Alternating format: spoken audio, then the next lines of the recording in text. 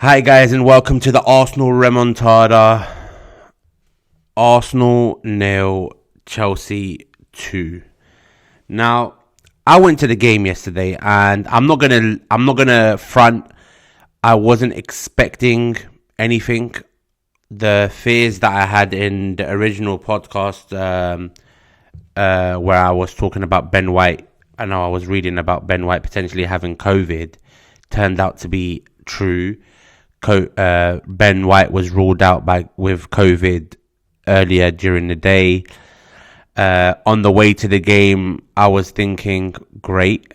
So all the fears that I had of Mari and Holding returning to that centre back partnership came true. Now, even if we had Ben White, I'm not going to say that we were favourites. The form that we were coming into with the season, from pre-season to the first game to the Chelsea game, it wasn't great. And then obviously your 50 million, we signed Ben White for a reason. The reason that he cost 50 million pounds, there's a reason for it. It's not just because we overpaid for a squad player. No, Ben White is potentially in fact, he is our best centre back, all things considered. So to have him out, it was a big blow. But I wasn't comfortable from the jump. I mean, let's be honest. Chelsea are Champions League they're champions of the Champions League. They're on form. They've now got an absolute animal striker in Lukaku. So I didn't have much hope. I know in the recording you put I predicted 2-1, but that was just like, it's the hope in it. It's the hope that kills. You're a fan. It's very difficult as a fan to say your team's going to lose, but I didn't have much hope. And then we go into the game. Now I went into I was at the game, and firstly I want to say it was so refreshing being at the stadium. And the atmosphere for the first, I would say, 10 minutes of that game was absolutely rocking. The Emirates was really full of song, hype. There was the fans, you felt like they were getting behind the team. You could feel that that it was the first game back after the pandemic. And the fans were really excited, and we actually got off to a decent start. Like, there was energy. We had, I think, a shot with Smith Rowe, and there was some kind of, like, it was vibrant, you know. But then Romelu Lukaku scores, and then Reece James scores, and I'm just thinking to myself, why? Like, why? You in that moment you start thinking, oh, maybe we can pull something off, but then everything comes back to you and reality hits. And we're in 2021. 2021. After, I would say, an 18-month rebuild with Arteta. And we go into a second game of the season against Chelsea Football Club, the champions of the Champions League, and arguably, in my opinion, they're the favourites for the Premier League. And we're going into that game with a back four of Tierney, Cedric, Mari, and Rob Holding. I mean, I think that's probably one of the worst back fours in the history of the Premier League. And I'm talking from 1 to 20. That back four is absolutely ridiculous. And then you're playing it against players like Kai Havertz, Romelu Lukaku, Mason Mount, Jorginho, Reece James from the wing, Mikel Alonso from the other wing. Like, really good players, high level, world class players. And you're playing Cedric and Mari and Holding. And that's not his fault. I'm not blaming Arteta for that, because absolutely plagued with injuries. But it just shows you the level of our squad. Our backup two centre-backs to Gabriel and White are Mari and Holding. That's going to be the same for the whole of the season. Now, that isn't good enough. Two things here, yeah? Firstly, they're shit players. I'm sorry. I don't want to... Rob Holding might be a leader in the dressing room. He might be a very nice guy. He might be a good voice, but he is shit, though. I'm a nice guy, but I'm not good enough to play for Arsenal. I'm a nice guy. Give me a 4-year contract. All of the Arsenal fans love the club. They die for the club, yeah? But they're not playing for Arsenal. So why is Rob Holding playing for Arsenal? Why is Rob Holding still at this club? I want to understand that. Why was Rob Holding chosen over William Saliba? Why was Pablo Mari chosen over William Saliba? Pablo Mari, yeah, honestly, I mean, the way Romelu Lukaku absolutely bullied Mari and Holding yesterday was unacceptable. How can you have any professional pride and put in a performance like that against a Premier League striker? How can you have any professional pride as Pablo Mari and Rob Holding and put in that lousy, weak performance against Romelu Lukaku? Have a bit of personal pride. Strengthen up a little bit. Use your brains a little bit. If you're not being able to muscle Lukaku off the ball, Pablo Mari, then why do you keep on trying it then? All the time does the exact same thing. It literally, Romelu Lukaku has a video with Carragher on YouTube. I can search it right now and I'll tell you what his favourite move is. To shove his ass into the defender and then turn him. And he did that about 17 times to Pablo Mari. Forget 17. I think he did that about 50 times to Pablo Mari. And the guy's just so brain dead, he just doesn't understand. Actually, maybe this time I should back off. Maybe I should, before I can engage with him, I should make sure that I've got someone around me that can cover for me if he does turn me. I don't know. Think of something else. Think of something else, you as a professional footballer. Instead of always engaging him, he shoves his ass into your back. He turns you like a bloody Beyblade, and then he's off while you're just like looking into the bloody sun. Do something. Think. This is the problem with our players. They do not think. They do not have brain cells. It's very kind of like, it's very one-dimensional. They're not imaginative. They're not innovative. They can't just think on the spot and come up with solutions. It's similar to Ben White last week. If you're losing a header every single time you go up against Ivan Toney, stop engaging with him then. Just back off a couple of yards and try winning the second balls. Instead of always engaging with him, going out of position and all of that shit. These centre-backs need to be able to just pivot and adapt to the way of the game, but they don't. They didn't. Yesterday they didn't. Pablo Mari and Holding were absolutely played like a fiddle yesterday. Not acceptable. Cedric, yeah. Look, Cedric might be a hard worker in training. He might be a very good consummate professional. It might not be his fault why he got a 4-year contract before he even kicked the ball at the club. This and that and 1, 2, 3 and A, B, C up to Z, yeah. But he's not a good player. I'm sorry. I don't know who needs to hear it, because we as Arsenal fans saw it 10 months ago, 12 months ago. We saw it. In fact, whenever he signed. He signed with a bloody injury, and then when he did come back and start playing for the club, he was useless. So I don't know who needs to hear it, but Cedric is not a good player. He should not be part of the squad, and he should not be part of the first 11. That's for sure. He shouldn't even be part of the squad. So why is he part of the first 11? Huh? And not more poor preparation for the season. I could have told you, and all fans could have told you, that last season that we absolutely need a right back. You look at these big teams. Yesterday, Reece James scored a goal and assisted a goal, and he's a right back. Cancelo, one of Man City's best players last season, or Kyle Walker, and my man is a right back. Trent Alexander-Arnold, probably Liverpool's best player, one of the best players in the Premier League, right back. The reason Man United are so shit on the right is because of Aaron Wan-Bissaka, and he's a right back. What's his name? That Justin guy for Leicester City, right back. You need an amazing right back, especially in the system that Arteta likes to play.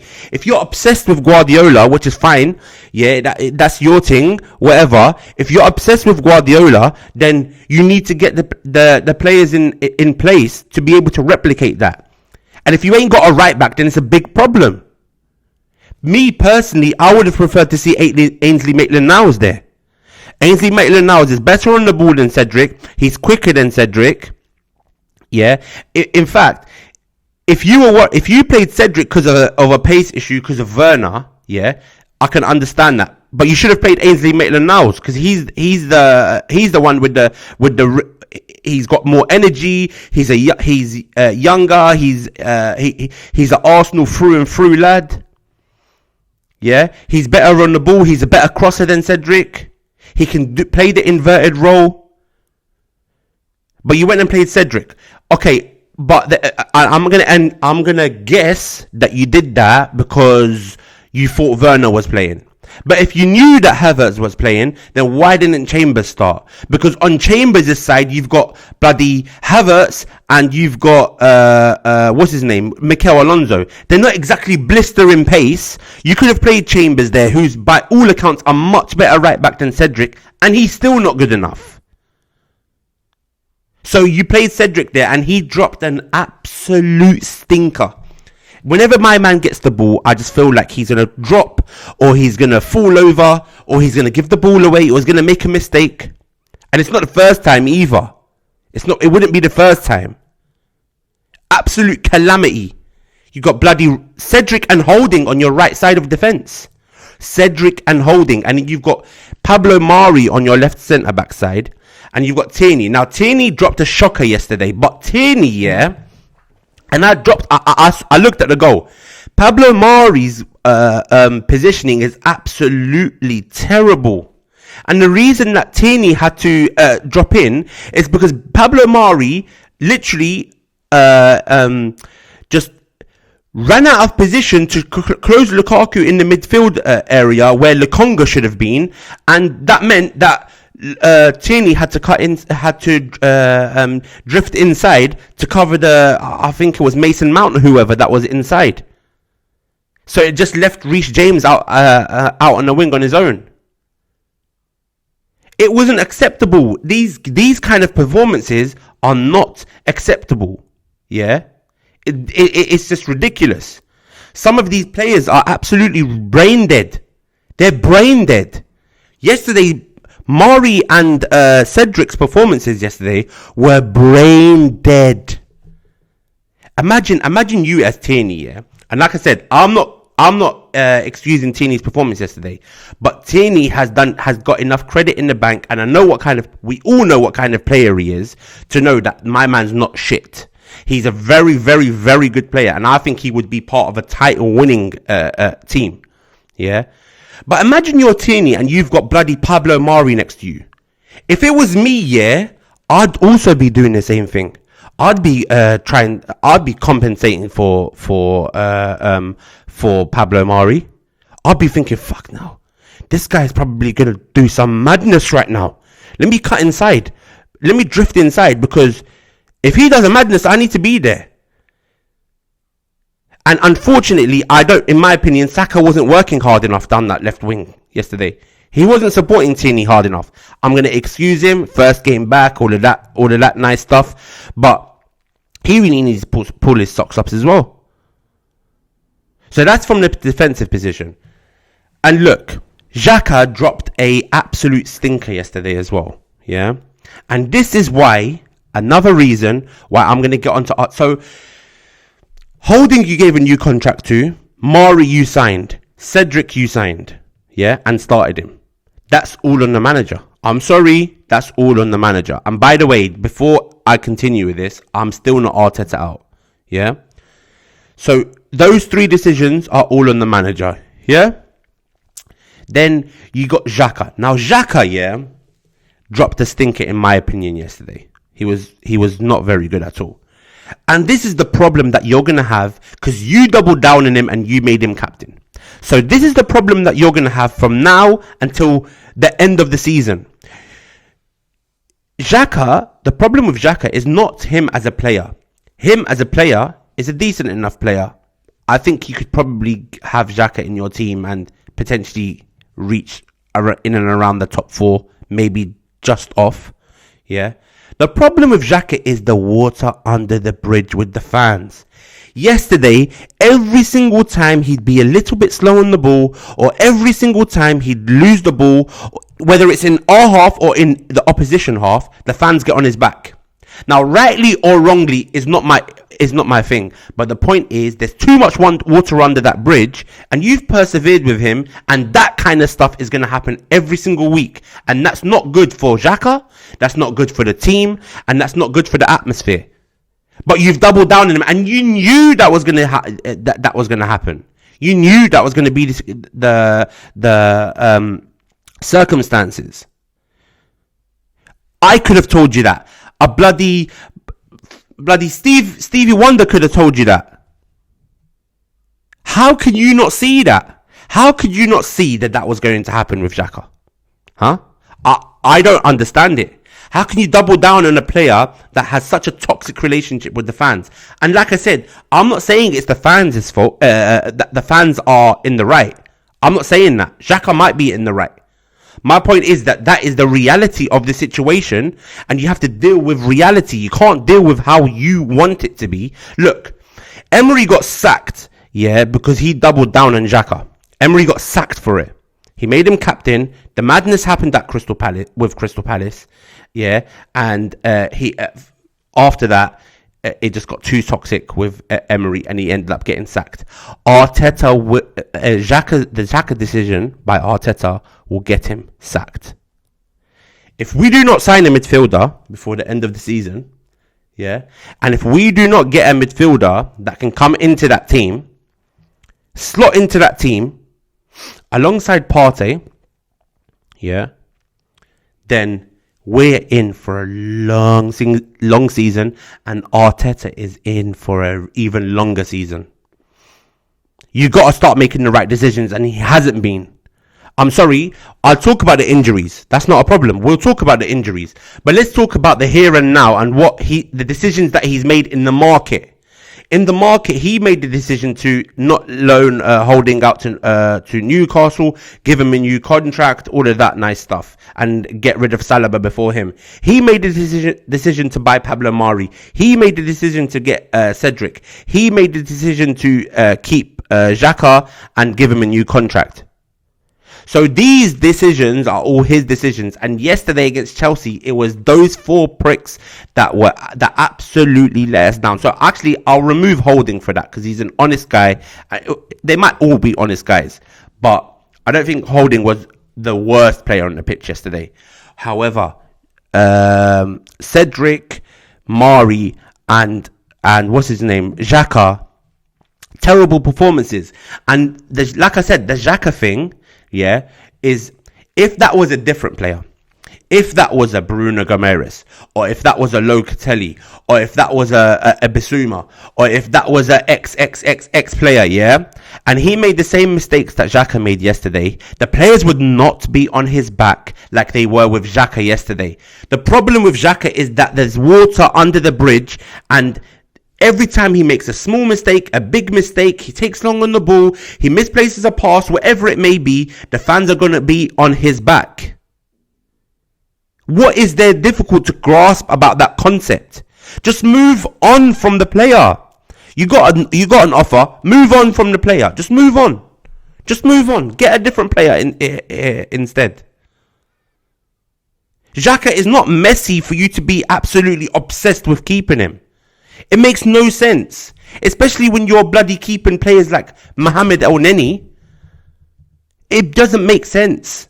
The midfield situation at Arsenal is a big problem.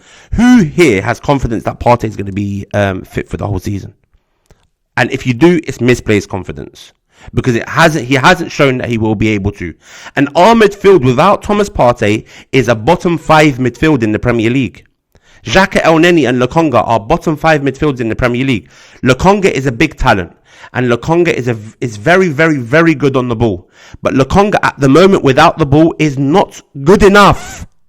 I don't know who needs to hear it. But Lokonga at the moment, I think that he's going to be a big player. And I think that he's got big potential. And I think that he's going to blossom into a very good player for Arsenal Football Club. But at the moment, Lokonga without the ball against teams like Chelsea, yeah, who have Kante and Kovacic and Jorginho, and they have Mount, and they have all of these filling up the channels with players like Alonso and blah blah.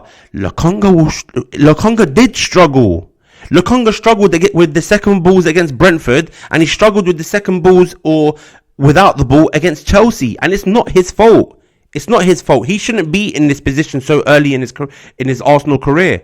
But because of the underplanning and because of the pathetic nature of our transfer window, we're in this position now.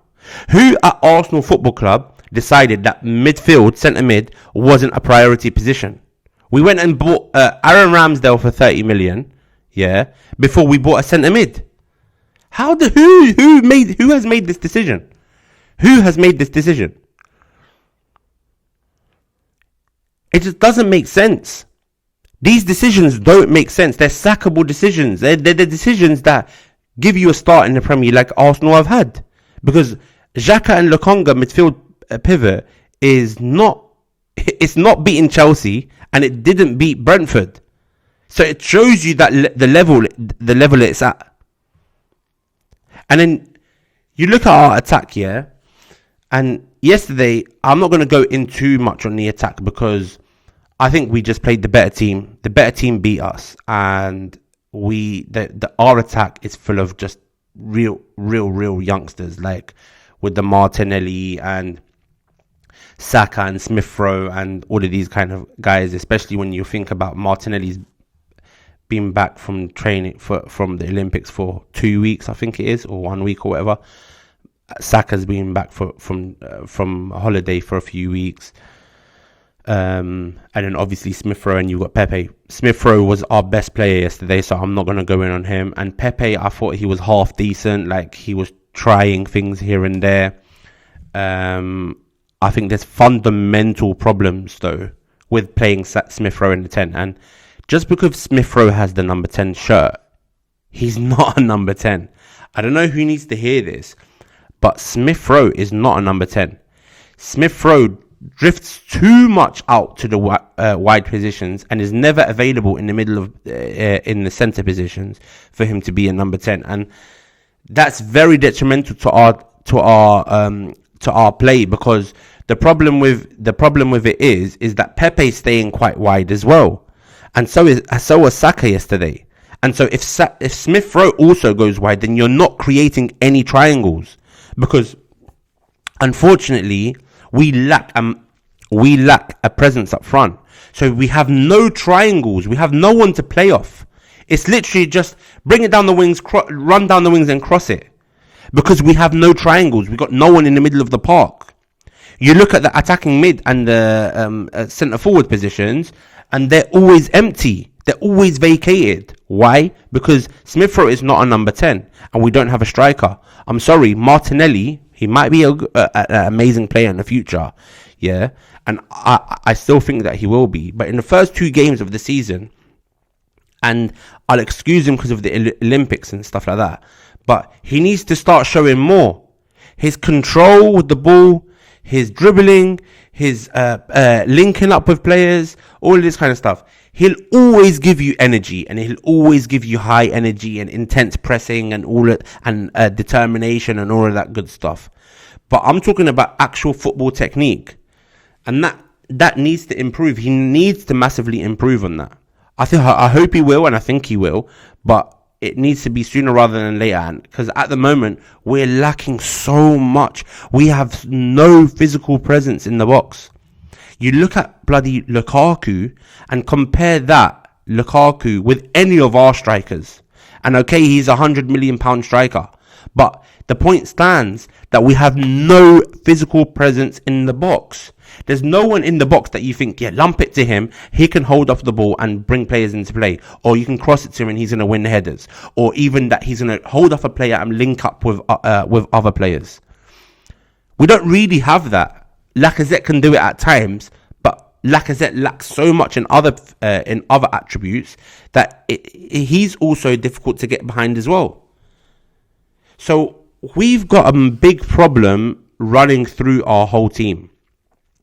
Now, I saw after the game, I saw a lot of people saying, oh, Arteta out, this and that, and talking about Arteta and stuff like that. Now, what I would say is you guys can have your opinions, and I'm not saying that that's a wrong opinion. For me, I'm not Arteta necessarily in, and I'm not Arteta out yet. I need to see a little bit more of the season. Now, if you're Arteta out, it can't be based on yesterday's game. Because yesterday's game was virtually just impossible to win. People will say he should have played with the 3-4-3 that beat Chelsea last season, but that's fair enough. But last season is different from this season. We're at the beginning of the season, and he obviously wants to try rooting a specific way of play, a specific philosophy, a specific formation into the team that's going to continue for the rest of the season. You can't keep on chopping and changing every time one or two players or three players or even four players get injured. From his standpoint, he's probably thinking, I've been here for 2 years.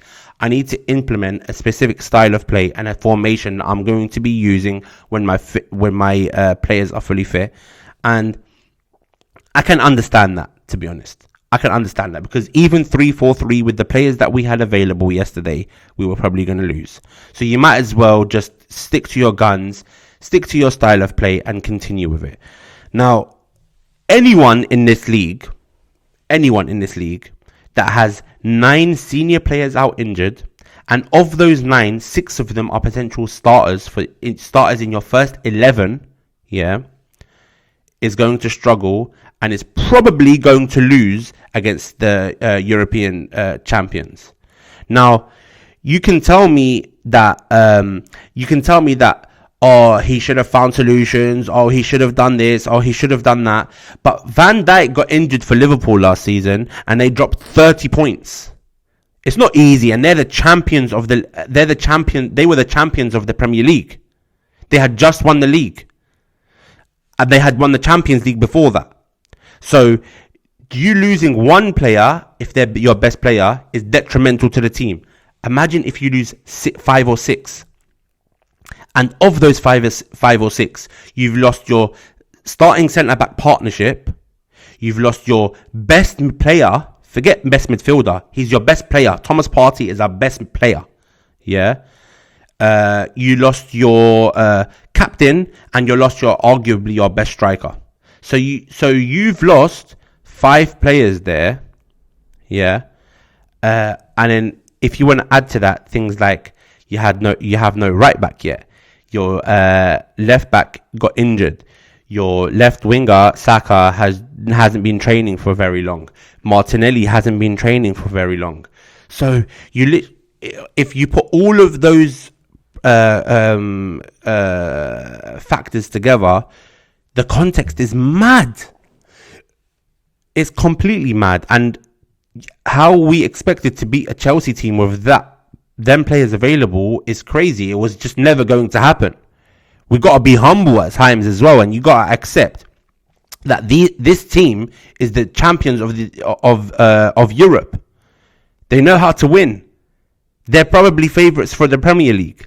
They just bought a player for £100 million. So it was probable that we were going to lose. So my point is that if you are Arteta out, it can't be based on yesterday's game. Because yesterday's game, we had so much going against us that it was just mad. It was crazy. Like, having those players out, it's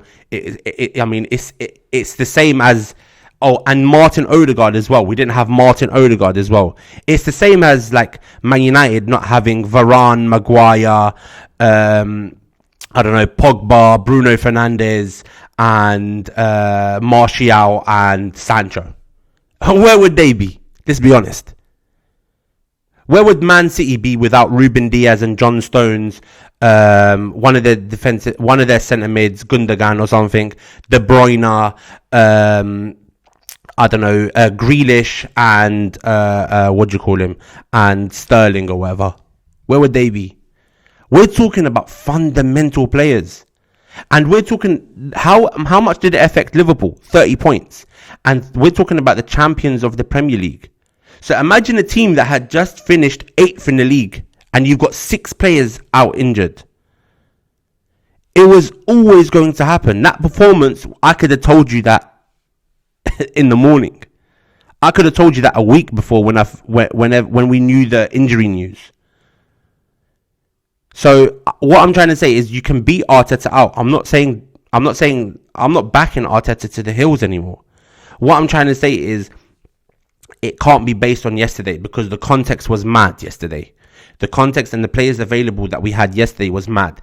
People will say, oh, Arteta spent 200 million. He has spent 200 million. He spent a lot of money. But of that 200 million, I think 160 million wasn't on the pitch.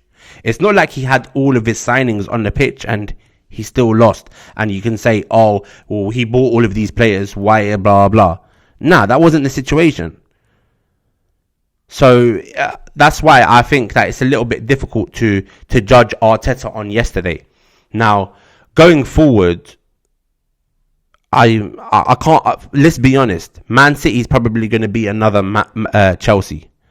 But even if Man City is another Chelsea, I think that we need to get through to the international break, regroup, get all our players back, and then we can really start judging Arteta.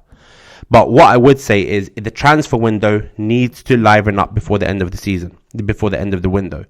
We need to get a centre mid, we need to get a right back, and we need to get a striker. Minimum. This team, with their best players, finishes, in my opinion, probably finishes around the top 6.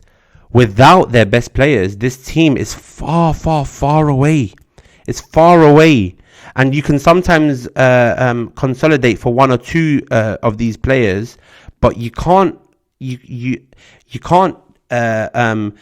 We don't have good enough replacements in all of the different positions to be able to pull results out of the bag. So if Partey, as an example, gets injured, even if we had our best 11, if Partey gets injured, it's a big problem. Big problem. And it can't be the case. If Lacazette gets injured up front, it's a big problem. If I don't know, if Ben White gets injured or Gabriel get injured, it's a big problem. So we really, really need to get that sorted before the end of the season. We have no creativity in the middle of the park. Yesterday, Lokonga and Xhaka, I mean, it's quite bland at the moment with them. Lokonga did very well with the ball yesterday, by the way. I'm not getting on to him. He did very well. But we need a player that can beat a man in the midfield, that can unlock a defence, that can really create, from the midfield, that can potentially, that has goal-scoring threat from the midfield. We don't have that at the moment. So we really need to get this stuff in. As for Arteta, this guy, needs to really, really kind of bring something to the table now, because we've gotten to a point where we've backed you. Yesterday, the fans in the stadium, I don't think it got toxic, but you could feel it that it can get toxic. No one's given Arteta that kind of like indisputable backing. People are ready to get onto Arteta. You can feel it. People might have been yesterday forgiving because of the injury situation, but he really needs to pull it out of the bag, especially after the international break. Will that happen? It will all depend on the transfer window. It will all depend on the transfer window and the players that we get back. But he needs to pull it out of he needs to start pulling that out of the bag, because with all our players fit, and with potential signings, I think we can get top 6 and we can start knocking on the door for top 4. but that's only if we're coached properly. I saw enough last season to say that it's possible, but the beginning of this season has kind of drained everyone's energy, and he really needs to bring that back. Will he be able to do it? Only God knows, man. Only God knows, because at the moment, I have no idea. I have no idea what Arsenal's going to turn up, what tactics are going to turn up, whether they're going to be right, whether they're going to be wrong, what kind of intensity. And one thing that I would say, and this is something that I clocked from the Brentford game and I clocked from yesterday's game, I really don't like the way we press. I really don't like the way we press, and that's something that Arteta has to really look at, because the way we press is so unorganized, and it's a very weak press. So that's just my opinions on it. Anyway, we'll see what happens with the West Brom game and then the Man City game. Fingers crossed we get something out of the Man City game. I can't see it, but let's see. Anyway, thanks guys. Thanks for listening. Please like and subscribe and share with any Arsenal fans you know. And yeah, I'll speak to you guys soon. Peace.